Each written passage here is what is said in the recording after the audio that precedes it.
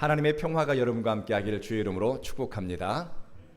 성장과 도전이라는 제목으로 말씀을 전하도록 하겠습니다. 앞뒤 좌우로 안녕하세요, 반갑습니다. 인사 나누시겠습니다.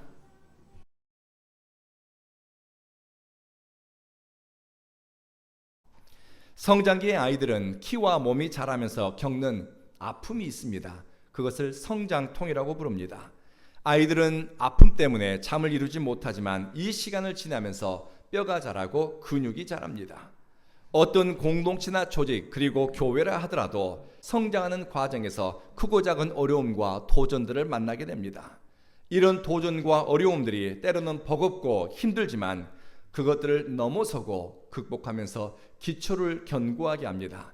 그리고 더 큰 역할을 감당할 수 있는 실력을 갖추게 합니다.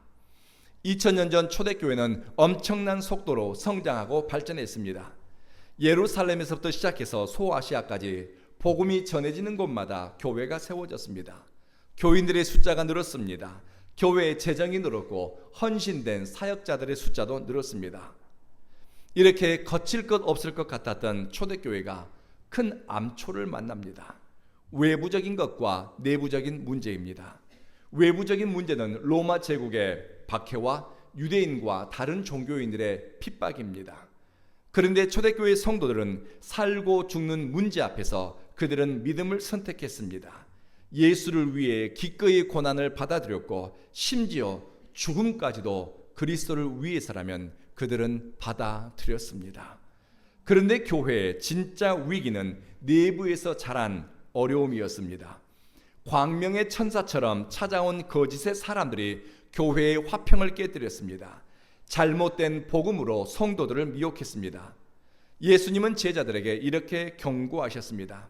너희는 거짓 선지자들을 삼가라. 양의 옷을 입고 그들이 너희에게 나올 것이다. 그들은 노략질하는 일이다 라고 주님이 말씀하셨습니다. 그들은 신앙이 있는 것처럼 말하고 행동하지만 그들의 내면은 성령으로 거듭나지 않았습니다. 속사람은 여전히 부패한 양심과 거짓된 옛 삶의 습관을 쫓아가기 때문에 경건의 능력이 없고 거룩한 흔적이 없습니다. 자기를 십자가에 못 박는 자기 부인의 흔적과 예수님을 위해 좁은 길을 간 선택이 그들에게는 없습니다. 초대교회가 힘있게 성장하고 자라갈 때 거짓의 사람들, 잘못된 복음을 전하는 사람들 때문에 교회가 큰 시험에 들었습니다. 미꾸라지 한 마리 때문에 물 웅덩이가 흐려진다고 하지요. 받아들이지 말아야 될 사람을 받아들인 결과 함께 뜻을 모아서는 안 되는 사람에게 자리를 내주고 기회를 주었다가 교회는 큰 어려움을 겪게 되었습니다. 어쩌면 영적인 성장통이라고도 할 수 있습니다. 먼저 우리가 기억해야 될 것은 갈라디아 교회도 시험에 들 수 있다는 것입니다.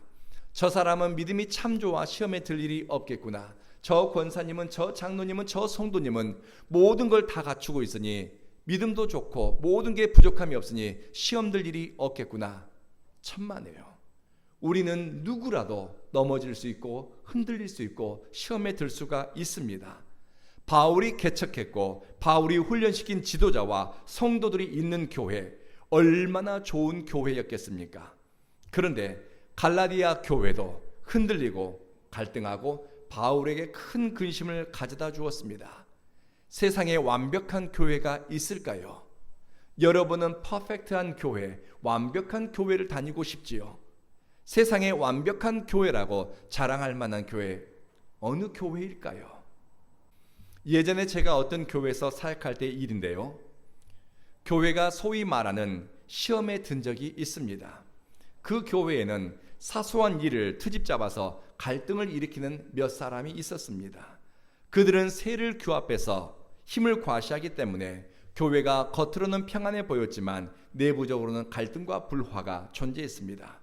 이런 사람들의 성숙하지 못한 모습과 또 그들의 무례한 태도를 본 어떤 사람이 저에게 편지를 보내고 교회를 떠났습니다.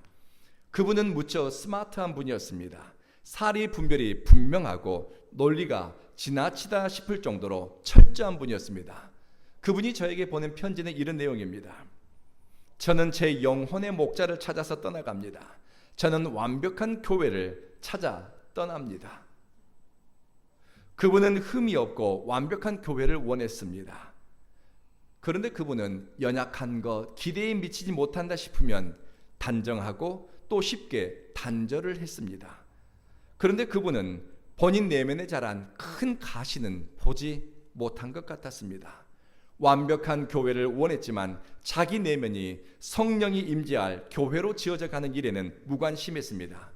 결국 그분은 떠돌이 그리스도인으로 전락했습니다. 시간이 많이 지난 후에 우연히 저는 그분을 만나게 되었습니다. 그분을 보자마자 저에게 첫 번째 든 생각이, 이런 표현을 적당한지 모르겠습니다만은 유기견 같다라는 생각이었습니다. 보호받지 못하고 돌봄받지 못한 거칠고 상한 그분의 내적 상태가 눈과 얼굴 표정을 통해서 그대로 드러났습니다. 신뢰하고 따를 영적 지도자가 없습니다. 서로 사랑하고 서로에게 선한 영향을 주고받으며 함께 성장해갈 영적인 공동체가 그분에게는 없었습니다. 완벽한 교회가 아니라 온전한 교회로 지어져 가는 것을 목적으로 끊임없이 성장하고 변화되어져 가는 공동체를 만나는 것이 우리에게는 큰 축복인 줄로 압니다. 교회는 기성품이 아닙니다. 교회마다 모이는 구성원들마다 신앙의 결에 있어서 약간의 차이가 있을 수는 있습니다. 임마누엘 신앙으로 사는 성도는 완성되어가는 과정에서 기쁨과 설렘을 경험합니다. 그래서 제가 존경하는 스탠리 존스라고 하는 인도의 선교사, 20세기의 사도 바울이라고 불리는 스탠리 존스 목사님은 이렇게 이야기했습니다. 그분이 80세 생일을 지난 다음에 했던 고백입니다. 나는 나이가 들어감에도 불구하고 하나님께서 지금도 나를 만들어가고 있습니다. 80세 생일을 지났음에도 불구하고 노년에도 끊임없이 하나님이 자기를 만들어가고 완성시켜가는 것을 경험한다는 것입니다. 하나님께서 내 허술한 인생을 고치시고 만지시는 것을 기뻐합니다. 세상에서 얻은 이름과 물질과 권위를 마치 외추처럼 뒤집어 쓰고서 나를 썩 괜찮은 사람처럼 포장하는 것이 아니라 하나님께서 이 어리석고 겁이 많고 무지한 나를 깨뜨리고 새롭게 하는 것을 기대합니다. 성숙한 성도는 완성된 철학가나 완벽한 도덕가가 아닙니다. 오해해서는 안 됩니다. 성숙한 성도는 퍼펙트한 도덕가가 아닙니다. 성숙한 성도는 누구인가? 삶의 마지막 순간까지 하나님의 손에 나를 맡기고 그리스도를 닮아가는 사람, 마지막 숨이 끊어지는 그 순간까지 오 주여 나의 전부여 나 주님을 사랑합니다, 그리스도를 열망하는 사람, 그가 바로 성숙한 그리스도인입니다. 이런 성도 한 사람 한 사람이 교회로 존재하고 이들이 모여 공동체로서 교회를 구성합니다. 저는 우리 온 교회가 그런 교회로 성장하고 존재하기를 주님께 기대하고 또 기도합니다. 갈라디아 교회가 굉장한 교회였지만 완벽한 교회는 아니었습니다. 갈라디아 교인들이 사도 바울에게 제자 훈련을 받았지만 그들의 생각과 의식이 균형 잡혀 있지 않고 복음 안에서 견고하게 서 있지 않으면 그들도 언제든지 시험에 들고 흔들릴 수가 있습니다. 섰다 생각하면 안 됩니다. 넘어질까 두려워해야 합니다. 갈라디아 교회의 빈틈을 비집고서 가만히 들어온 사람들이 문제를 일으켰습니다. 갈라디아 교회의 연약한 틈을 타고 들어온 어떤 사람들이 교회를 혼란스럽게 하고 그들은 복음을 왜곡했습니다. 복음의 가치를 훼손시켰습니다. 거짓 진리로 사람들을 미혹했습니다. 거짓의 사람들이 하는 말이 허무맹랑하고 설득력이 없을 것 같지요? 아닙니다. 거짓의 사람들의 그 입술에도 권세가 있습니다. 거짓말에 능한 사람들이 하는 그 말에도 설득력이 있습니다. 어느 정도인가? 거짓말을 잘 지어내는 사람들에게도 힘이 있고 그들의 말의 내용이 그럴싸하고 마음에 미혹할 만한 내용들이 있었습니다. 그래서 초대교회 성도들, 갈라디아 교회 성도들 어떤 사람들입니까? 사도 바울에게 제자 훈련 받은 사람들입니다. 바울에게 복음을 들었던 사람들입니다. 이런 사람들까지 거짓말하는 말쟁이들에게 미혹당하고 속아 넘어가게 됩니다. 바울이 이렇게 씁니다. 어떻게 너희의 마음이 그렇게 빨리 복음에서 떠나 다른 복음으로 넘어갈 수 있었느냐?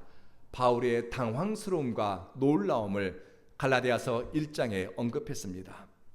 바울이 쓴 여러 서신서들을 보게 되면 초대교회에 말 잘하는 말쟁이들에 대한 경고가 있습니다. 이 사람들은 이 교회 저 교회에 돌아다니면서 교회 공동체에 불화를 가져오고 교회 연합을 깨뜨렸습니다. 어떤 사람은 말을 하면 평화를 만들고 사람들을 서로 화목하게 하는가 하면, 또 어떤 사람들은 말을 하기만 하면은 평화를 깨뜨리는 사람이 있습니다. 어떤 사람은 주와 복음을 위해 목숨을 거는데, 어떤 사람은 주님의 영광을 어둡게 하며 복음의 가치를 훼손합니다. 바울이 오늘 말씀 1장 6절에서 언급했던 어떤 사람들은 바로 교회에 가만히 들어와 교회를 어렵게 하고 성도의 삶을 혼란에 빠뜨리고 복음을 왜곡시키는 거짓말에 능한 사람들입니다. 교회 교부들 가운데 요한 크리스토스톰이라는 분이 있습니다. 크리스토스톰은 마태복음 강해에서 이런 이야기를 한 적이 있습니다. 어떤 사람이 똥을 손에 쥔 채 당신 발을 붙잡고 무언가를 요청한다면 당신은 그 청을 들어주겠습니까? 발로 차버리지요. 크리소스톰은 회개하지 않고 거듭나지 않은 열매 없이 말하는 입술을 가리켜서 똥 묻은 손이라고 언급했습니다. 교회 생활에 대해서 말은 잘하지만 악과 독에 찌든 삶을 회개하지 않는 사람의 입술을 가리켜서 똥 묻은 손이라고 표현했습니다. 성경에 대해서는 유창하게 말하지만 죽은 양심을 회개하지 않고 진리를 따라 길들여지지 않은 사람의 삶을, 혀를 가리켜서 똥 묻은 손이라고 부른 것입니다. 이런 사람들 때문에 갈라디아 교회가 큰 시험에 빠졌습니다. 바울에게 교회는 그리스도의 몸이었습니다. 너무나 소중한 거였습니다. 바울에게 교회는 그리스도의 신부였습니다. 고린도전서 12장에서 이렇게 이야기합니다. 너희는 그리스도의 몸이요 지체의 각 부분이라. 그리고 바울에게 교회는 하나님의 성전이었습니다. 너희는 너희가 하나님의 성전인 것과 하나님의 성령이 너희 안에 계시는 것을 알지 못하느냐. 그래서 바울은 교회가 너무나 소중했습니다. 그리고 자기가 전도하고 세웠던 교회, 그리고 함께 은혜 받았던 예수 그리스도를 사랑하는 성도들의 모임인 이 교회는 절대 포기할 수 없는 가치였습니다. 그런데 바울이 떠난 지 얼마 되지 않아서 거짓의 사람들이 갈라디아 교회를 찾아와서 교인들을 충동질하고 다른 가르침을 전하기 시작한 것입니다. 이 거짓의 사람들이 사용했던 전략이 있습니다. 요즘 이단들도 똑같은 방법을 사용합니다. 먼저 교회의 영적 리더십을 흔드는 것입니다. 목회자에 대한 신뢰를 깨뜨리고 흠집을 냅니다. 사실 갈라디아 교회 성도들이 바울을 얼마나 사랑했는가, 바울은 이렇게 표현합니다. 갈라디아 교회 성도들은 나를 위해서라면 눈을 빼서 줄 만큼 나를 그렇게 사랑한 사람들이다. 그렇게 바울을 존경하고 신뢰했던 사람들이 갈라디아 교회 교인들이었습니다. 그런데 악한 의도를 가진 말쟁이들은 이렇게 갈라디아 교회 성도들이 신뢰했던 바울과의 신뢰 관계를 먼저 깨뜨립니다. 어떻게요? 바울이 가지고 있는 영적 리더십의 생채기, 흠집을 내기 시작합니다. 바울을 믿을 수 없는 사람처럼 만들고 바울이 전한 복음을 훼손시켰습니다. 영적 지도력에 흠집이 생기면 그가 하는 말과 설교와 성경 가르침에는 설득력이 없고 영적 권위를 잃게 됩니다. 그래서 교회는 전통적으로 영적 리더의 지도력을 존중하고 질서를 중요하게 생각합니다. 거짓 교사들은 먼저 성도들이 바울의 사도직을 의심하게 만들었습니다. 바울의 사역과 진정성을 의심하도록 거짓말을 지어냈습니다. 그리고 바울을 헐뜯기 시작합니다. 이런 내용입니다. 바울이 무슨 사도냐? 그가 사도 자격이 있느냐? 바울이 과거에 무슨 짓을 하고 다녔는지 아느냐? 바울을 불신하게 만들었습니다. 바울의 사역을 폄하했습니다. 그리고 바울의 과거를 끄집어내어서 사람들에게 바울을 불신하게 만들었습니다. 마귀는 2000년 전에도 오늘날에도 주님의 교회를 흔들 때 목회자의 리더십을 흔들고 영적 권위를 깨뜨리기 시작합니다. 팩트 체크 없는 거짓을 퍼나르면서 영적 질서를 혼란하게 만들고 성도 간의 신뢰를 깨뜨렸습니다. 이런 불의의 도구로 쓰임받는 사람들은 가련한 인생입니다. 그리고 거짓의 사람들은 교회 안에서 다른 복음을 전하기 시작했습니다. 먼저는 바울을 신뢰하지 못할 사람으로 만들고 그 다음에는 바울이 전했던 그 복음의 내용이 잘못되었다는 것입니다. 부족하다는 것입니다. 그러니 자신들이 진짜 제대로 된 것을 가르쳐 주겠다고 이야기합니다. 바울이 전한 복음은 이것입니다. 죄인을 구원하기 위해 예수 그리스도가 이 땅에 오셨고 그분은 십자가에 못 박혀 죽으셨다. 이 예수를 구주로 믿으면 누구든지 거듭나고 구원을 받게 된다. 우리는 예수님을 믿음으로 말미암아 그분의 은총의 풍성함을 따라서 구원받는다. 바울은 이렇게 가르쳤습니다. 그런데 가만히 들어온 말쟁이들은 이렇게 가르칩니다. 예수를 믿긴 믿어야 된다. 하지만 그걸로는 충분치 않다. 구약의 율법을 지켜야 된다. 예수도 믿고 구약의 율법도 지켜야 너희가 완전한 구원을 얻게 된다. 사람들의 귀가 솔깃해졌습니다. 갈라디아 교회 교인들은 그럴싸한 유대교 거짓 교사들에게 설득당했습니다. 바울이 전한 복음은 예수를 믿음으로 믿고 구원받는다고 하는 십자가 신앙이었습니다. 그런데 율법을 지킴으로 구원을 받게 된다고 하는 거짓 진리에 그들의 마음을 내어주게 되면서 교회는 흔들리기 시작했습니다. 다행히 바울이 이 소식을 듣게 되었습니다. 얼마나 당황하고 놀랐는지 바울은 급히 편지를 써서 갈라디아로 보냈습니다. 그것이 갈라디아서입니다. 편지 행간에는 바울의 분노한 감정, 바울이 얼마나 당황스럽고 이 주체할 수 없는 그 감정이 행간에 그대로 드러나 있습니다. 9절에서는 이렇게 언급합니다. 우리가 너에게 전한 복음 외에 다른 복음을 전하는 사람이 있으면 저주를 받을지어다. 다른 복음을 전하면 저주를 받을지어다. 두 번에 걸쳐서 사도 바울의 입에서 저주를 받으라고 하는 무시무시한 언급이 두 번에 걸쳐서 강조됩니다. 그만큼 바울이 분노했다는 것입니다. 바울의 분노는 영적 책임감에서 나온 것입니다. 어떻게 사도 바울이 그런 이야기를 할 수 있어? 아니요. 목자의 심정을 갖고 있기 때문에 그렇게 말할 수 있는 것입니다. 교회를 지켜야 되고 그리스도의 온전한 복음을 지켜야 되기 때문에 바울은 결단하고 이렇게 무서운 이야기를 할 수 있었던 것입니다. 좋은 목자는 악과 거짓, 불의한 사람들에 대해서 침묵하고 좋은 게 좋다고 가만히 끌려가는 사람이 좋은 목자가 아닙니다. 좋은 목자는 교회 공동체를 지키고 보호하기 위해서 때로는 단호하고 책임 있는 결단을 해야 할 때가 있습니다.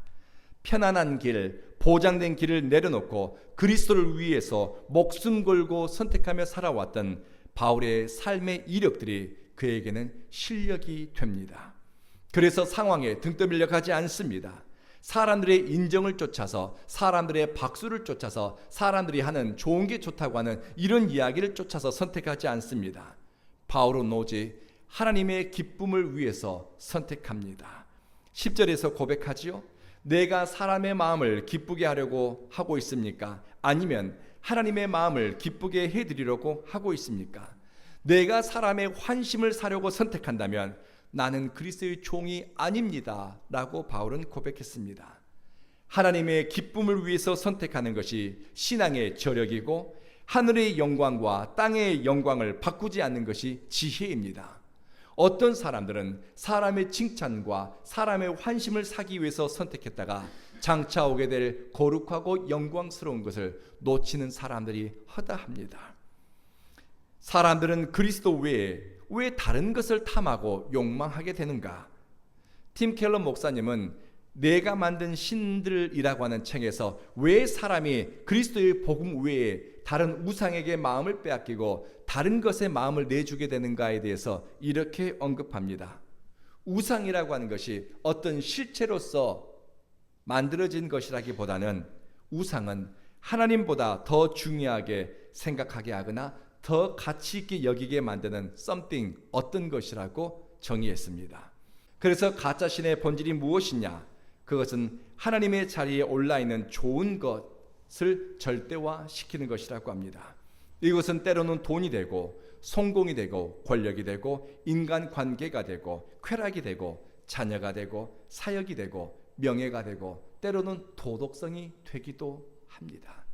내가 자랑할 만한 어떤 것, 내세울 만한 어떤 것, 하나님보다 더 의미 있고 가치 있고 우선순위를 부여할 만한 어떤 것이 우리에게는 우상의 자리에 오를 수 있다는 것입니다. 문제는 이것들이 하나님을 대체하고 신앙의 목적이 될 때 영적 파괴가 일어난다라고 영성가들은 경고합니다. 말씀을 마치겠습니다. 갈라디아 교회는 구원받은 기쁨이 있는 교회였습니다. 성도들의 좋은 사귐과 은총이 있는 교회였습니다. 바울을 통해 훌륭한 가르침을 받았고 그 교회는 부족한 것이 없는 그런 교회였습니다. 그런데 문제는 갈라디아 교회는 유아기적 신앙에 머물러 있었습니다. 그리고 그들은 신앙의 도전과 시험을 마주하면서 그들은 자라가야 했습니다. 사고하고 선택하면서 그들은 핍박과 박해의 시대를 이겨내고 그리고 많은 혼란스러운 시대를 지나면서 그들은 복음을 증거할 교회로 사명자로 역할을 감당할 만한 저력을 키우게 됩니다. 복음의 가치에 부합된 삶을 따라갈 용기도 키우게 됩니다. 이들의 성장에 결정적이면서도 또 신앙과 교회의 울타리가 된 가장 기준점이 있습니다. 바울은 갈라디아 교회 성도들에게 가장 중요한 것이 무엇인가, 우리 신앙과 삶의 구심점이 무엇인가, 기준은 무엇인가, 바로 그것은 예수 그리스도라는 것입니다. 예수 그리스도, 그분이 우리 신앙의 기준점이고 예수 그리스도가 우리 삶의 중심이어야 한다는 것입니다. 스탠리 존슨 목사님이 미국에서 부흥회를 인도할 때 일입니다. 스탠리 존슨 목사님이 이렇게 설교했습니다. 인간은 회심하도록 지음을 받았습니다. 여러분이 그리스도를 만난다면 자신은 물론이고 참된 본향을 발견하게 될 것입니다. 라고 설교를 했습니다. 그러자 남미 출신의 한 여성이 스탠리 존슨 목사님에게 이런 질문을 했다고 합니다. 목사님은 그리스도가 있어서 행복한 것 같습니다. 그런데 우리에게 그리스도 없이 행복해질 수 있는 법을 가르쳐 주십시오. 우리에게 그리스도 없이, 예수 없이 행복해질 수 있는 방법을 가르쳐 주십시오. 그러자 스탠리 존슨 목사님이 이렇게 대답합니다. 죄송합니다. 나는 그리스도 없이 행복해지는 법을 모릅니다. 철길이 없는데 기차가 행복하겠습니까? 빛이 없는데 눈이 행복하겠습니까? 공기가 없는데 허파가 행복하겠습니까? 사랑이 없는데 당신의 마음이 행복하겠습니까? 사랑하는 성도 여러분, 그리스도인에게 참된 성장은 예수 그리스도 안에 있을 때, 그리스도에게 붙들려 있을 때 일어납니다. 우리 인생에 크고 작은 시험과 어려움과 뒤틀림과 피하고 싶은 상황이 찾아올 수도 있습니다. 그러나 예수 그리스도에 완전히 붙들려 있을 때 우리는 깊은 바다를 반석으로 삼을 수 있고 거친 파도를 반석으로 삼아 뛰어가고 달려갈 수 있는 줄로 믿습니다. 온 교회 예배자들과 또 온 교회에게는 어제나 오늘이나 한결같이 영원한 보배는 예수 그리스도입니다. 기도하겠습니다.